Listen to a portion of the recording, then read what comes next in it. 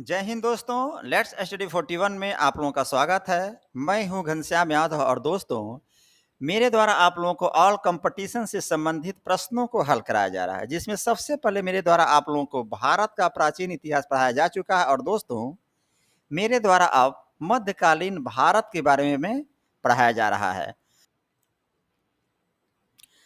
और दोस्तों मध्यकालीन भारत में आज का जो चैप्टर होगा मुगल साम्राज्य से हम लोग पढ़ेंगे, यानी कि आज से हम लोग जो चैप्टर पढ़ेंगे वो होगा मुगल साम्राज्य। तो दोस्तों सबसे पहले हम लोग देखेंगे कि मुगल साम्राज्य में कौन कौन से शासक आ रहे हैं, किसको किसको हमको पढ़ना है।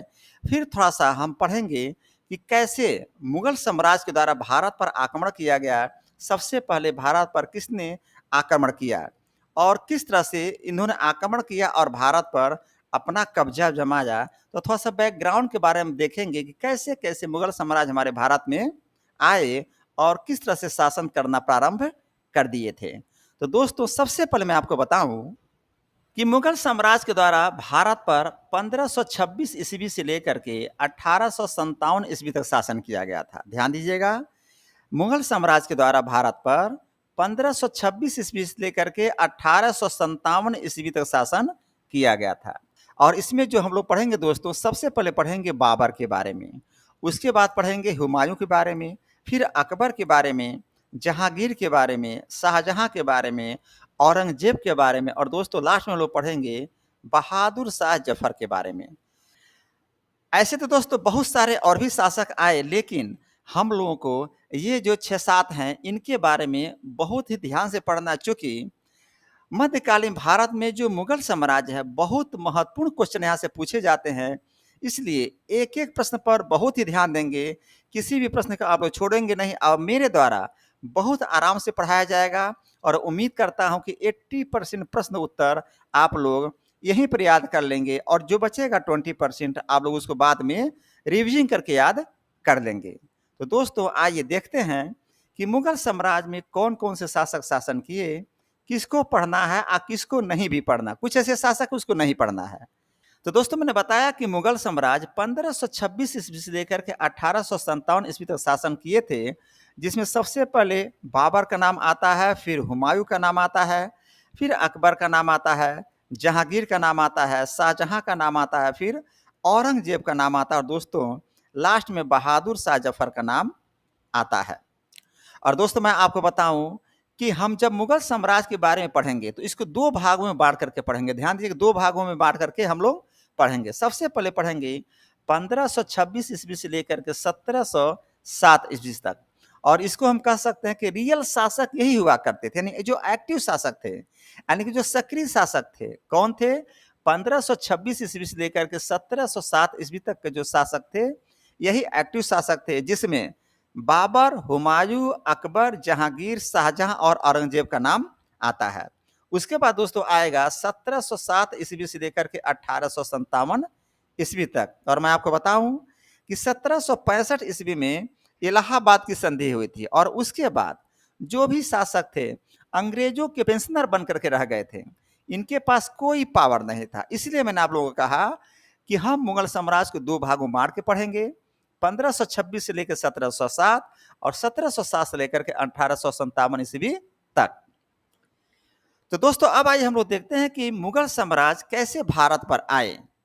तो दोस्तों मैं आपको बताऊं कि तैमूर लंग के द्वारा मध्य एशिया में विशाल साम्राज्य की स्थापना की गई। ध्यान दीजिएगा, तैमूर लंग की बात कर रहा हूं। और जब मैं दिल्ली सल्तनत के बारे में पढ़ा रहा था तो वहां भी तैमूर लंग का नाम आया था और मैंने आपको बताया था कि खिज्र खान ने तैमूर लंग की सहायता की थी। कब? जब मैं दिल्ली सल्तनत पढ़ा रहा था तब की बात बता रहा हूं। तो मैं पीछे की बात बता रहा हूं ताकि आज का जो चैप्टर है इसको पढ़ने में आपको आसानी हो जाए। तो खिज्र खान ने तैमूर लंग की सहायता किया था और तैमूर लंग ने खिज्र खां को लाहौर, मुल्तान, दीपालपुर का सूबेदार नियुक्त किया था। तैमूर लंग ने खिज्र खां को लाहौर, सुल्तान और दीपालपुर का सूबेदार नियुक्त किया था। और दोस्तों उसके बाद तैमूर लंग वापस चला जाता और खिज्र खां के द्वारा सैयद वंश की स्थापना की जाती है। ये सारी बातें मेरे द्वारा आप लोगों को दिल्ली सल्तनत में पढ़ा दिया गया है। तो मैं इस बात को इसलिए बता रहा हूं कि समझेंगे कि तैमूर लंग कहां से संबंधित है। तो यहाँ पर आप समझेंगे कि तैमूर लंग के द्वारा मध्य एशिया में बहुत बड़ा साम्राज्य की स्थापना की गई, लेकिन एक समय ऐसा आया कि तैमूर लंग का जो साम्राज्य है वो दोस्तों विघटित हो गया, यानी खंड खंड हो गया। चूंकि ऐसा होता ही है, आप इतिहास उठाकर देख लीजिएगा कि कोई भी साम्राज्य बहुत बड़ा हो जाता है तो एक समय ऐसा आता है वो टूटता है, आपस में मतभेद हो जाते हैं, और ऐसा भी होता है कि राजा मर जाता है तो उसका जो उत्तराधिकारी होता है वो कमजोर होता है, तो शासक विघटित हो जाते हैं, यानी कि कई भागों में बंट जाता है। तो ऐसे मध्य एशिया में भी हुआ। तो हुआ क्या दोस्तों, ये कई भागों में बढ़ गया। जैसे पूर्वी ईरान में सफी वंश का शासन प्रारंभ हो गया, पश्चिमी ईरान में ऑटोमन वंश का शासन प्रारंभ हो गया, मध्य एशिया या आप कह सकते हैं ट्रांस आक्सियाना क्षेत्र में उज्बेक वंश का शासन प्रारंभ हुआ। ध्यान दीजिएगा, तैमूर लंग के द्वारा मध्य एशिया में जो विशाल साम्राज्य की स्थापना की गई थी उसमें विघटन हो गया दोस्तों, वो टूट गया और पूर्वी ईरान बन गया, पश्चिमी ईरान बन गया, मध्य एशिया का स्थान बन गया। और दोस्तों पूर्वी ईरान में सफीवी वंश, पश्चिम ईरान में ऑटोमन वंश, मध्य एशिया यानी ट्रांस आक्सियाना में उज्बेक वंश का शासन हुआ। और दोस्तों ध्यान दीजिएगा, ये जो मध्य एशिया वाला स्थान है, यहीं पर एक स्थान था फरगना, जो छोटा सा स्टेट हुआ करता था, और बाबर यहीं का रहने वाला था, जो कि भारत में पहली बार एंट्री करता है और मुगल साम्राज्य की स्थापना करता है। तो मुझे उम्मीद है कि ये सारी बातें आप लोग समझ गए होंगे। अब हम आगे बढ़ते हैं, देखते हैं इसके बाद क्या आता है। तो दोस्तों मैं आपको बताऊं कि मुगल तुर्की हुआ करते थे और ये चगदाई शाखा से आते थे और ये सुन्नी मुसलमान हुआ करते थे। ध्यान देंगे, मुगल तुर्की थे और चगदाई शाखा से आते थे और ये सुन्नी मुसलमान हुआ करते थे। सुन्नी और शिया हुआ करते हैं। तो ध्यान देंगे, जो मुगल थे सुन्नी मुसलमान हुआ करते थे। और दोस्तों 1494 ईस्वी में पिता की मृत्यु के बाद बाबर 11 वर्ष की आयु में फरगना का शासक बन गया था। तो देखेंगे ये है फरगना की बात चल रही, भारत की बात नहीं चल रही है। तो 1494 ईस्वी में बाबर के पिता की मृत्यु हो जाती है और 11 वर्ष की आयु में फरगना का शासक बनता है। और दोस्तों उसके बाद ये पद बादशाही या बादशाह की उपाधि धारण करता कौन, बाबर। तो दोस्तों ध्यान देंगे, पद बादशाही या बादशाह की उपाधि धारण करने वाला पहला ये शासक बन गया था। तो मैंने आपको बताया कि मुगल तुर्की थे, चगदाई शाखा से आते थे और ये सुन्नी मुसलमान हुआ करते थे। और दोस्तों 1494 ईस्वी में पिता की मृत्यु के बाद बाबर 11 वर्ष की आयु में फरगना का शासक बन गया और पद बादशाही या बादशाह की उपाधि सबसे पहले बाबर के द्वारा धारण किया गया और इसी के द्वारा ये बनाया भी गया। ये भी सच्चाई है, इसके पहले कोई था ही नहीं। तो दोस्तों मैंने अभी आप लोगों को बताया कि भारत में किस तरह से बाबर एंट्री किया, इसकी छोटी सी कहानी बताई और इसके परिचय के बारे में बताया। अब आइए देखते हैं जहरुद्दीन मोहम्मद बाबर के बारे में पूरी कहानी पढ़ते हैं कि कैसे कैसे आक्रमण किया और कैसे कैसे अपने साम्राज्य का विस्तार भारत में करता चला गया। तो दोस्तों मैं आपको बताऊं कि सबसे पहले कि ये मुगल वंश का संस्थापक था। ध्यान दीजिएगा, मुगल वंश का संस्थापक बाबर था, यानी कि मुगल वंश की स्थापना किसके द्वारा किया गया, आप उत्तर लिखेंगे बाबर के द्वारा किया गया। और बाबर का जन्म 14 फरवरी 1483 ईस्वी में फरगना के एक छोटे से राज्य में हुआ था, जो कि अब उज्बेकिस्तान में पड़ता है। और दोस्तों बाबर के पिता का नाम था उमर शेख मिर्जा और इसके पिता तैमूर वंश से आते थे। माता का नाम था कुतलुग निगार खानम और दोस्तों इसकी माता चंगेज वंश से आती थी।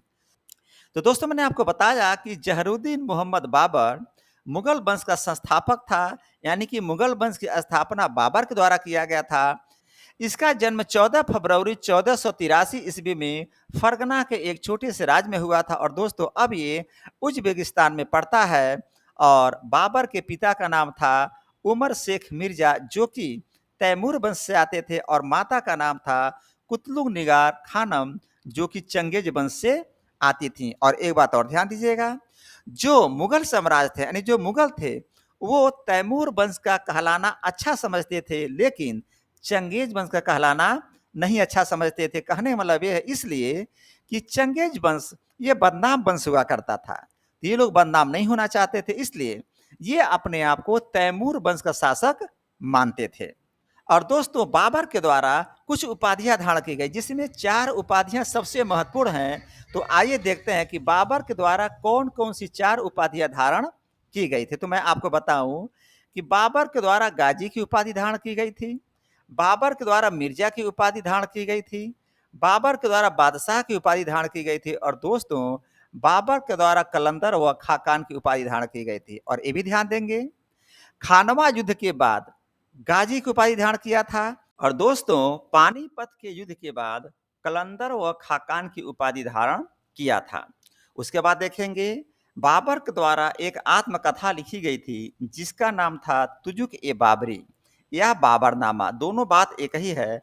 और दोस्तों ये जो तुजुक ए बाबरी या बाबरनामा था ये तुर्की भाषा में लिखी गई थी और बाद में इसका अनुवाद फारसी भाषा में अब्दुल रहीम खान खाना के द्वारा किया गया था। तो ध्यान देंगे बाबर के द्वारा एक आत्मकथा लिखी गई जिसका नाम था तुजुक ए बाबरी या बाबरनामा, जो कि तुर्की भाषा में लिखी गई थी। उसके बाद दोस्तों ये जो बाबरनामा था इसको फारसी भाषा में अनुवाद किया गया और किसने किया था? अब्दुल रहीम खान खाना के द्वारा किया गया था। तो दोस्तों मैंने आपको बताया कि बाबर के द्वारा 4 उपाधियां धारण की गई थी, गाजी की उपाधि धारण की गई थी, मिर्जा की उपाधि धारण की गई थी, बादशाह की उपाधि धारण की गई थी और दोस्तों कलंदर व खानेकान की उपाधि धारण की गई थी। फिर मैंने आपको बताया कि बाबर के द्वारा एक आत्मकथा लिखी गई थी जिसका नाम था तुजुक ए बाबरी या बाबरनामा, जो कि तुर्की भाषा में लिखी गई थी और दोस्तों इस बाबरनामा का फारसी में अनुवाद अब्दुल रहीम खान खाना के द्वारा किया गया था। अब देखेंगे दोस्तों कि जब बाबर भारत पर आक्रमण कर रहा था उस समय कि जो शासक थे यानी जो समकालीन शासक थे, तो कह सकते हैं भारत के समकालीन शासक, यानी जब भारत पर आक्रमण हो रहा है बाबर के द्वारा, तो उस समय भारत पर कौन कौन से राजा थे और किस एरिया में यानी किस क्षेत्र में राज्य कर रहे थे। तो दोस्तों देखेंगे विजयनगर एरिया में कृष्णदेवराय का शासन था, दिल्ली के एरिया में इब्राहिम लोदी का शासन था, मालवा के एरिया में महमूद शाह द्वितीय का शासन था, मेवाड़ के एरिया में राणा सांगा का शासन था और दोस्तों बंगाल के एरिया में नुसरत शाह शासन कर रहा था। तो मैंने आपको बताया कि बाबर के समय जो समकालीन राजा हुआ करते थे, विजयनगर में कृष्णदेवराय हुआ करते थे, दिल्ली में इब्राहिम लोदी, मालवा में महमूद शाह द्वितीय, मेवाड़ में राणा सांगा, बंगाल में नुसरत शाह हुआ करते थे। अब देखेंगे दोस्तों कि बाबर के द्वारा जो सबसे प्रारंभिक युद्ध था, कौन सा युद्ध लड़ा गया था? तो ध्यान दीजिएगा, बाबर के द्वारा सबसे जो प्रारंभिक युद्ध था वो था सर ए पुल का युद्ध और ये भारत में नहीं लड़ा गया था, ये अफगानिस्तान में लड़ा गया था। और जो ये युद्ध था दोस्तों वो बाबर और उज़्बेक शासक सैवानी खां के द्वारा लड़ा गया था। ध्यान देंगे प्रारंभिक युद्ध जो सबसे पहला युद्ध था बाबर का वो था सर ए पुल का युद्ध और ये भारत में नहीं लड़ करके अफगानिस्तान में लड़ा गया था और ये युद्ध बाबर एवं उज़्बेक शासक सैवानी खां के बीच में लड़ा गया था। और इस युद्ध में उज़्बेक शासक सैवानी खां जीत जाता है और कैसे जीता है ध्यान देंगे आप लोग। जब बाबर और उज़्बेक शासक सैवानी खां के बीच में युद्ध किया जा रहा था तो उस समय उज़्बेक शासक तुगलमा पद्धति का प्रयोग किया था और मैंने पहले ही बताया है कि तुगलमा पद्धति क्या होती है। तो दोस्तों ये पद्धति ऐसी होती है कि ये सैनिक को सजाने की एक पद्धति है। अगर आप इस तरह से सैनिक को सजाते हैं तुगलमा पद्धति के आधार पर तो उम्मीद है कि आप जीत सकते हैं। और बाद में तुगलमा पद्धति को बाबर ने उज़्बेक शासक सैवानी खां के द्वारा सीखा गया और बाद में बाबर भी तुगलमा पद्धति का प्रयोग अपने युद्ध में किया था और बाबर ने भी दोस्तों तुगलमा पद्धति अपना करके आगे चल के युद्ध को जीता था। और दोस्तों जब बाबर ने यहाँ पर तुगलमा पद्धति को सीख लिया तो सबसे पहले भारत में सर्वप्रथम पानीपत के युद्ध में बाबर के द्वारा तुगलमा पद्धति का प्रयोग किया गया था। अब आइए देखते हैं कि भारत पर बाबर के द्वारा सबसे पहले आक्रमण कहाँ-कहाँ किया गया और किस क्षेत्र को बाबर ने भारत को जीता था। तो देखेंगे दोस्तों कि बाबर भारत पर 4 बार आक्रमण करता है और 4 बार आक्रमण करता है और चारों बार बाबर जीत जाता है। और दोस्तों बाबर चारों बार भारत पर जीतता है और वापस चला जाता है। लेकिन जब पाँचवाँ बार आक्रमण करता है बाबर भारत पे, जो कि पानीपत का प्रथम युद्ध था और जब प्रथम युद्ध पानीपत का बाबर के द्वारा जीत लिया गया, उस समय बाबर ने ये निश्चय किया कि अब हमको वापस नहीं जाना है, भारत में ही रहकर अपने साम्राज्य का विस्तार करना है। तो आइए देखते हैं कि बाबर का भारत पर जो आगमन हुआ, किस तरह से हुआ, किस सन में हुआ और कौन-कौन सा क्षेत्र बाबर के द्वारा जीता गया। तो देखेंगे दोस्तों, बाबर के द्वारा 1519 ईस्वी में भारतीय सीमा क्षेत्र बाजार और भेरा को जीत लिया गया। कब? 1519 ईस्वी में।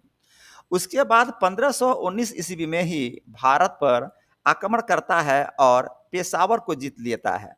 और दोस्तों, 1520 ईस्वी में पंजाब के सियालकोट को जीतता है, जो कि पाकिस्तान में पड़ता है, और इस प्रकार बाबर बाजार और भेरा तक अधिकार कर लेता है। तो मैंने आपको बताया कि 1519 ईस्वी में भारतीय सीमा क्षेत्र बाजार और भेरा को जीत लिया है। उसके बाद 1519 ईस्वी में ही भारत पर आक्रमण करके पेशावर को जीत लेता है। उसके बाद 1520 ईस्वी में पंजाब के सियालकोट को जीत लेता है, जो कि पाकिस्तान में पड़ता है। और दोस्तों, बाजार और भेरा तक अधिकार कर लेता है कौन? बाबर। और दोस्तों, चौथा युद्ध लड़ता है 1524 ईस्वी में। इसके द्वारा लाहौर सहित लगभग पंजाब के अधिकांश भागों को जीत लिया जाता है। इस प्रकार दोस्तों, बाबर भारत पर 4 आक्रमण करता है। चारों आक्रमण में उसकी विजय होती है, लेकिन वो भारत में नहीं ठहरता है, वो भारत को जीत करके वापस चला जाता है। लेकिन जब 5वां युद्ध होता है 1526 ईस्वी में, और ये युद्ध है पानीपत का प्रथम युद्ध। जब पानीपत का प्रथम युद्ध होता है बाबर और इब्राहिम लोदी के बीच में, और दोस्तों यहाँ पर भी बाबर जीत जाता है और बाबर ये निश्चय करता है कि अब हम वापस नहीं जाएंगे, यहीं पर रह करके और अपने साम्राज्य का विस्तार करेंगे। तो दोस्तों ध्यान देंगे, 5वां युद्ध 1526 ईस्वी में पानीपत का होता है। इसमें इब्राहिम लोदी और बाबर एक साथ लड़ते हैं। बाबर को निमंत्रण दिया गया था कि आओ और इब्राहिम लोदी से लड़ो। तो कौन को निमंत्रण दे रहा है, आइए इसको देखते हैं। तो दोस्तों, पानीपत के प्रथम युद्ध के लिए निमंत्रण कौन कौन दिया था? पंजाब का सूबेदार दौलत खां, इब्राहिम लोदी के चाचा आलम खां लोदी और मेवाड़ के शासक राणा सांगा के द्वारा बाबर को निमंत्रण दिया गया था कि आओ और इब्राहिम लोदी से लड़ो और इसको पराजित करो। तो इस प्रकार जो 5वां युद्ध 1526 ईस्वी में पानीपत का प्रथम युद्ध था, बाबर के द्वारा लड़ा गया, उसमें अपने आप ये भारत नहीं आया, इसको निमंत्रण पंजाब का सूबेदार दौलत खां, इब्राहिम लोदी के चाचा आलम खां लोदी और मेवाड़ के शासक राणा सांगा के द्वारा दिया गया था। अब देखेंगे दोस्तों कि आखिर में बाबर भारत पर आक्रमण क्यों कर रहा। तो इसके पीछे कारण यह था कि सबसे पहले आप देखेंगे यहाँ पे कि बाबर सबसे पहले युद्ध लड़ा था, सर ए पुल का युद्ध लड़ा था, और ये अफगानिस्तान में लड़ा था, और बाबर यहाँ पर हार गया था। तो दोस्तों, इसका मनोबल टूट गया। इसके दिमाग में आया कि यहाँ पर हम अपना साम्राज्य विस्तार नहीं कर पाएंगे, हमको आगे बढ़ करके भारत में चलना चाहिए। और एक कारण और था, पश्चिम एशिया के प्रतिकूल परिस्थितियां, यानी कि जो पश्चिम एशिया में परिस्थिति थी बाबर के अनुकूल नहीं थी, बाबर के प्रतिकूल परिस्थितियां हुआ करती थी। और काबुल से कम आय का होना, ध्यान देंगे, काबुल में कोई आय था ही नहीं, यानी कि पैसा कैसे इकट्ठा करे, पैसा कैसे उसके हाथ में आए, कोई आय नहीं था। ये भी एक परिस्थिति थी। और सबसे बड़ा परिस्थिति ये थी और कारण यह था कि भारत में केंद्रीय शक्ति का अभाव था। ध्यान दीजिएगा, उसके दिमाग में था कि मेरे द्वारा आक्रमण किया गया और जीत लिया गया हिस्सा को, भारत के हिस्से को, और वहां पर कोई अन्य व्यक्ति नहीं बोलता है, यानी अन्य कोई शासक नहीं बोलता है, जहां जाइए युद्ध करिए, केवल वही शासक युद्ध करता है और हार जाता है, तो अगल बगल कोई भी शासक कुछ नहीं बोलता है। इस प्रकार भारत को जीतना आसान है। तो दोस्तों देखा कि भारत में केंद्रीय शक्ति का अभाव है। इस प्रकार ये जो 3-4 कारण थे भारत पर आक्रमण करने का, जो कि बाबर के मनोबल को बढ़ाया था। अब देखेंगे कि पानीपत का जो प्रथम युद्ध हुआ था 21 अप्रैल 1526 ईस्वी में, जो कि इब्राहिम लोदी और बाबर के बीच में लड़ा गया था। इस युद्ध में मुगलों के द्वारा बारूद का प्रयोग किया गया था, आग्नेयास्त्रों का प्रयोग किया गया था, और दोस्तों तोपों का प्रयोग किया गया था। एक बात और ध्यान देंगे, इस युद्ध में बाबर के तोपखानों का जो नेतृत्व किया था वो था उस्ताद अली और मुस्तफा खां। ये 2 व्यक्ति हुआ करते थे जो बाबर के तोपखानों का नेतृत्व किए थे और दोनों तुर्की हुआ करते थे, यानी इनकी ये तुर्की थे। तो पानीपत का प्रथम युद्ध 21 अप्रैल 1526 ईस्वी में इब्राहिम लोदी और बाबर के बीच हुआ और इस युद्ध में मुगलों के द्वारा बारूद का प्रयोग किया गया, आग्नेयास्त्रों का प्रयोग किया गया और दोस्तों तोपों का प्रयोग किया गया। और इस युद्ध में जो तोपखानों का नेतृत्व किया उस्ताद अली खां के द्वारा किया गया और दोस्तों मुस्तफा खां के द्वारा किया गया था। और दोस्तों उस्ताद अली मुस्तफा खां दोनों तुर्की हुआ करते थे। एक बात और ध्यान देंगे, इस युद्ध के जीतने के बाद चांदी का सिक्का बंटवाया बाबर और दोस्तों उसके बाद कलंदर यानी कि दानी की उपाधि धारण कर लिया। फिर आगे देखेंगे खानवा का युद्ध। तो दोस्तों खानवा का युद्ध 17 मार्च 1527 ईस्वी में राणा सांगा और बाबर के बीच में हुआ था और सैनिकों पर लगने वाले तगमा कर को समाप्त कर दिया। किसने? बाबर। ध्यान देंगे, जो सैनिकों पर एक तगमा कर लगा हुआ था बाबर ने इसको समाप्त कर दिया और समाप्त करने के पीछे कारण ये था दोस्तों कि सोचा कि जो तगमा कर है सैनिकों पर हटा देंगे तो सैनिक दिल से लड़ाई करेंगे और ये हुआ भी। तो सैनिकों पर जो तगमा कर लगा था उसको बाबर ने हटा दिया और उसके बाद इसी युद्ध में यानी कि खानवा के युद्ध में बाबर ने जिहाद का नारा दिया और जिहाद ये धर्म से संबंधित यानी कि बाबर ने इस युद्ध को धर्म से जोड़ दिया। तो बाबर ने खानवा के युद्ध में जिहाद का नारा दिया और कहा या तो लड़ना है या तो मरना है, ये धर्म युद्ध है। इस प्रकार जिहाद का नारा खानवा के युद्ध में बाबर ने दिया और इस युद्ध के जीतने के बाद बाबर ने गाजी की उपाधि धारण कर लिया था। तो खानवा का युद्ध 17 मार्च 1527 ईस्वी में राणा सांगा और बाबर के बीच में हुआ था। सैनिकों पर लगाने वाले तगमा कर को बाबर के द्वारा समाप्त कर दिया गया था और खानवा के युद्ध में ही बाबर के द्वारा जिहाद का नारा दिया गया था। और दोस्तों इस युद्ध के जीतने के बाद बाबर ने गाजी की उपाधि धारण कर लिया था। उसके बाद देखेंगे चंदेरी का युद्ध। तो दोस्तों चंदेरी का युद्ध 29 जून 1528 में मेदनी राय और बाबर के बीच में हुआ था और पहले ही मैं आपको बताऊं कि बाबर इस युद्ध में नहीं लड़ा था। कौन लड़ा था इसके तरफ से? शेर शाह युद्ध लड़ा था। बाबर के द्वारा इस युद्ध को खुद नहीं लड़ा गया दोस्तों, शेर शाह युद्ध के द्वारा इस युद्ध को लड़ा गया था। तो चंदेरी का युद्ध 29 जून 1528 ईस्वी में मेदनी राय और बाबर के बीच में हुआ था। इस युद्ध में बाबर ने मेदनी राय को हराकर उसकी 2 पुत्रियों को अपने 2 पुत्रों हुमायूं और कामरान को भेंट कर दिया गया। ध्यान देंगे, जब बाबर चंदेरी का युद्ध जीत जाता है और मेदिनी राय को हरा देता है तो दोस्तों मेदिनी राय की 2 पुत्रियां हुआ करती थी और दोनों पुत्रियों को अपने पुत्रों को हवाले कर दिया, यानी कि हुमायूं और कामरान को भेंट कर दिया, या ऐसे कह सकते हैं शादी कर दिया। और एक बात और ध्यान देंगे कि चंदेरी के युद्ध में स्त्रियों ने जौहर किया था और जौहर के बारे में मैंने आपको पहले ही बताया था कि जब सैनिक की मृत्यु हो जाती थी और जो विधवा औरतें हो जाती थीं वो क्या करती थी, अपने आप को आग के हवाले कर देती थी, इसे कहते थे जौहर करना। तो दोस्तों चंदेरी के युद्ध में स्त्रियों के द्वारा जौहर किया गया और मैंने आपको ऊपर ही बताया कि बाबर के तरफ से शेर शाह युद्ध लड़ा था, बाबर खुद इस युद्ध को नहीं लड़ा था। तो दोस्तों मैंने आपको बताया कि चंदेरी का युद्ध 29 जून 1528 ईस्वी में हुआ था जो कि मेंदनी राय और बाबर के बीच में हुआ था। इस युद्ध में बाबर ने मेंदनी राय को हरा दिया और मेंदनी राय की 2 पुत्रियां हुआ करती थी, उन पुत्रियों को अपने पुत्रों को हवाले कर दिया, यानी कि पुत्र हुमायूं और कामरान को भेंट कर दिया और चंदेरी के युद्ध में स्त्रियां जौहर कर ली थी और बाबर की तरफ से शेर शाह युद्ध लड़ा था। फिर दोस्तों आता है घाघरा का युद्ध और घाघरा का युद्ध 6 मई 1529 ईस्वी में बिहार तथा अफगान और दोस्तों बरसेज बाबर के बीच में हुआ था।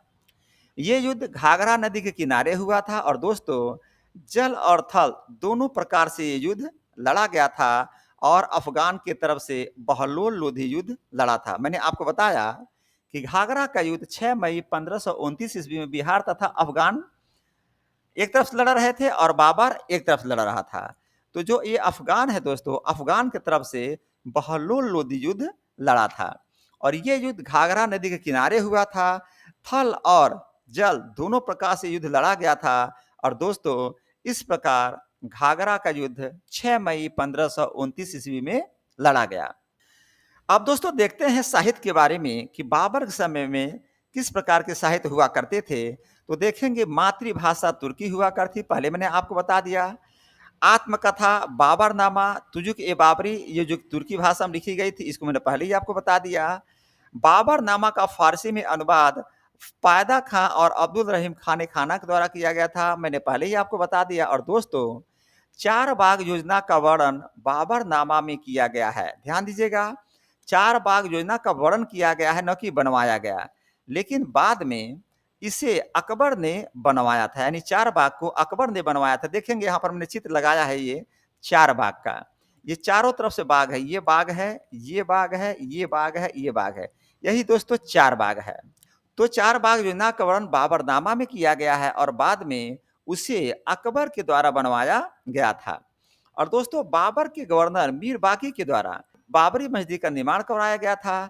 बाबर सूफी संत ख्वाजा उबैदुल्लाह अहरार के शिष्य हुआ करते थे और दोस्तों बाबर के द्वारा सड़क मापने के लिए गज ए बाबरी नामक इकाई बनाई थी। तो मैंने आपको बताया कि चार बाग योजना का वर्णन बाबरनामा में किया गया और बाद में उसे अकबर के द्वारा बनवाया गया। और दोस्तों बाबर के गवर्नर मीर बाकी द्वारा बाबरी मस्जिद का निर्माण करवाया गया था।